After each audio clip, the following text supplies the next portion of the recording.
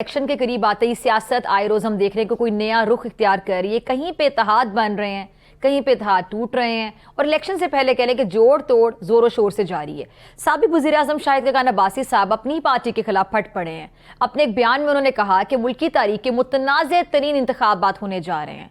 जहां मुतनाज़ इंतखाबात हों वो मुल्क आगे नहीं बढ़ सकता। तीनों बड़ी जमातें नाकाम हो चुकी हैं और मैं सियासत से इत्तेफाक नहीं करता जहां आज नून लीग खड़ी है। अच्छा, दूसरी जानिब तहरीक इंसाफ के बानी ने बिलावल भुट्टो जरदारी का साथ देने से साफ इनकार कर दिया है। एक बयान में उनका कहना था कि हम किसी सूरत बिलावल और जरदारी का साथ नहीं देंगे।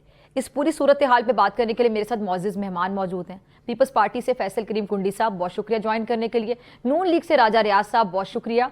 पीटीआई से सेनेटर हुमायूं मोहम्मद साहब, आपका भी बहुत शुक्रिया वक्त देने के लिए। और जेयूआई से सेनेटर कामरा मुर्तज़ा साहब, आपका भी बहुत शुक्रिया ज्वाइन करने के लिए। आप सबकी इजाजत से मैं फैसल करीम कुंडी साहब से शुरू करना चाहूंगी। कुंडी साहब, बानी पीटीआई कह रहे हैं कि किसी सूरत बिलावल का साथ हम नहीं देंगे, अंदर से सारे ये एक हैं, क्या कहेंगे इस बयान पर आप?